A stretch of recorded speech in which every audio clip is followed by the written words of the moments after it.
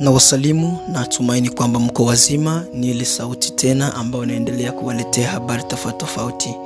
Natumaini kwamba mahali popote mlipo, watu wa Yamiri TV, wafuatiliaji wa TV yetu nzuri ambayo inazidi kuwaletea habari ambazo zinaendelea katika dira ya dunia, natumaini kwamba mko wazima.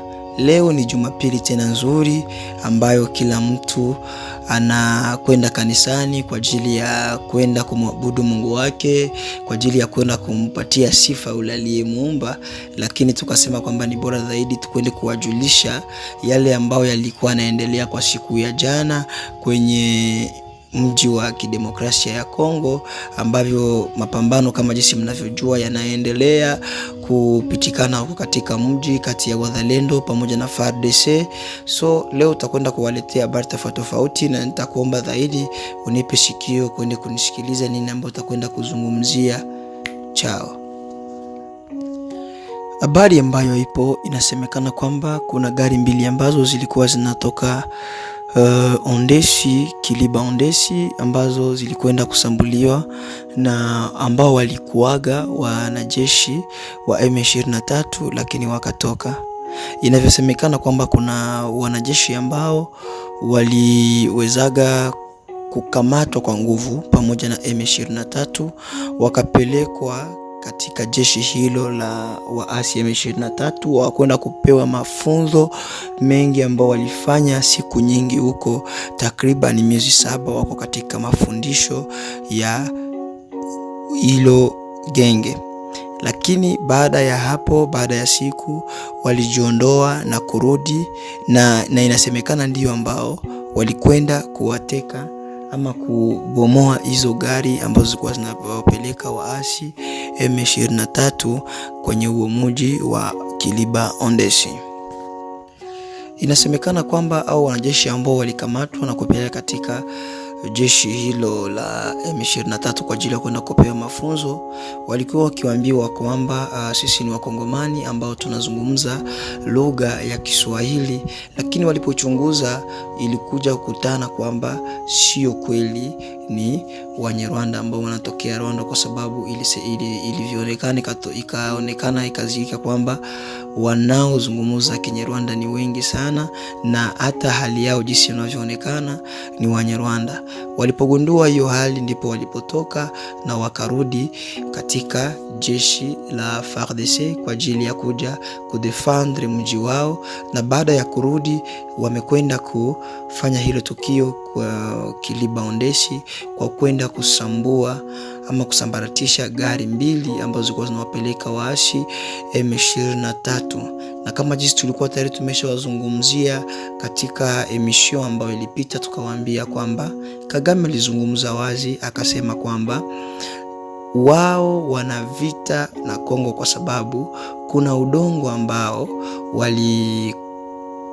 Kongo unapatikana katika mji wa Kongo ambao ingebidi ikue kwenye nchi ya Rwanda. Akazungumza Kagame, akasema kwamba hii vita haijaanza leo, depuis kwa epoque ya ukoloni. Hiyo vita ilikuwa kwa ajili ya kugombania udongo. Walipogawa Afrika, walikuja kujikuza kwamba kuna nafasi ambazo walipatia Kongo ambazo zilikuwa zinabidi kuingia katika mji wa Rwanda. Akasema kwamba hivi vita ambavyo viko vinaendelea sio kwa sababu eti Kisegeti ndiye ambaye yuko pouvoir. Ni vita ambavyo vilianza toka zamani. Kisegeti hajawaza hata kama anaweza kuwa presidenti wa Kongo. Akasema kwamba AFC M23 wao ni kama tu watu ambao wamewekewa mlindani kwa ajili ya kuja kupambana, lakini ijulikane kwamba wao Wanyarwanda ama tuseme Rwanda pamoja na Kagame wako wanapigania udongo ambao walikuwa wamepoteza toka zamani. So wale wanavyokuja Wanyarwanda wanakuja na politiki zao za kutaka kuonesha kwamba wao ni wakongomani, wanakuja kukomboa wakongomani, kuwatoa katika uongozi mbaya, kuwapeleka kwenye uongozi mzuri.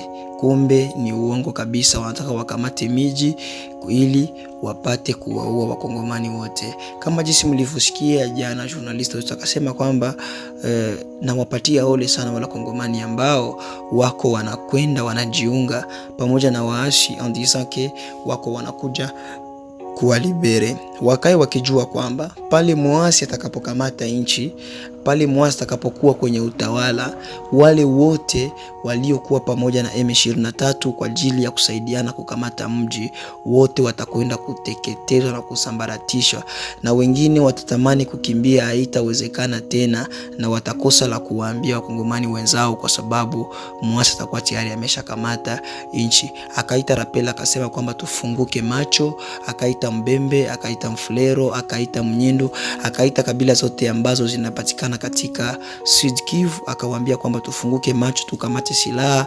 kupigania mji wetu wa Uvira, Bukavu, Goma na Kongo yote mzima. Tusikue nyuma ya adui. La leo ndicho ambacho kimekwenda kutokea. Wakongomani wanaanza kufunguka macho, na ni kama hivi vitu vinakwenda vinabadilika. Nadhani kwamba kuna siku ambayo nilikuwa tayari nimeshaongea hapa nikasema kwamba itafika kuna siku tu hivi vitu vitabadilika, kwa sababu wakongomani nao wana akili, wanaona na wataujua wapi ambapo mambo yako na kwenda kuishia. So siku ya jana ambayo ilikuwa ni samedi tarehe 10, kuna magari ambayo yalikwenda kusambaratishwa ya M23, na inasemekana kwamba waliokwenda kuyasambaratisha ni wa serikali, ni wanajeshi ambao walikuwa wamekwenda kujiunga na M23 baada kugundua kwamba wa M23 si wa Kongomani, ni Wanyarwanda ambao wametoka Rwanda kwa ajili ya kuja kuteka mji, wakaondoka wakarudi kwa ajili ya kuja kupambania mji wao DR Congo. Inasemekana kwamba kwa siku ya jana serikali ya Rwanda ilikuwa imeachia magari mengi sana kwa ajili ambao ilikuwa inaleta wanajeshi kwa ajili ya kuja kurenforce ambao walikuwa bado wangali katika mji kwa ajili ya kwenda kupambana, waangalie jinsi gani wanaweza kupasua Makobola na kuendelea hadi ngambo za Baraka. Lakini wakati gari zilikuwa bado zingali kwenye zone ya Runingu, nafasi ambapo panakaribia Kiliba Ondeshi, ni kwamba gari mbili zote zilikwenda kusambuliwa na wanajeshi wote waliokuwa katika ile gari wote wakafariki, wakapoteza maisha.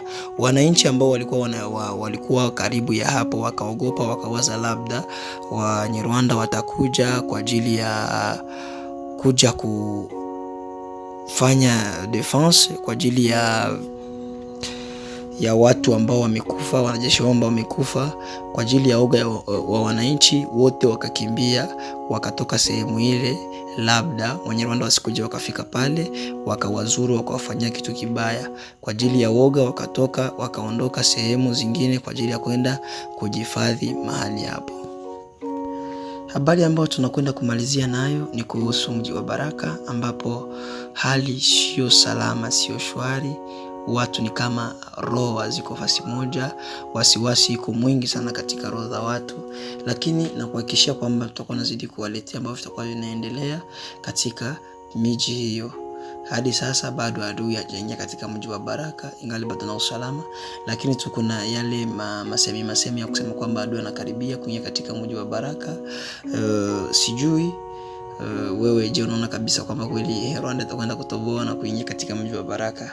Mimi yangu naona kwamba haiwezekani, kwa sababu kuna nguvu na kuna wapiganaji ambao wamejiamini sana katika mji ambao wako huko Baraka.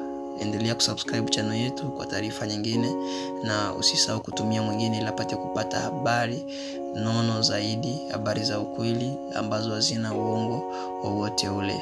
Naamini kwamba jambo la maana sana. Usisahau kuweka comment yako ikiwa una habari fulani, weka comment yako. Ikiwa una chochote ambacho unaweza kuchangia kwa ajili ya TV, kwa kuendelesha TV yetu ya Yamiri, andika kwenye comment, tutazungumza.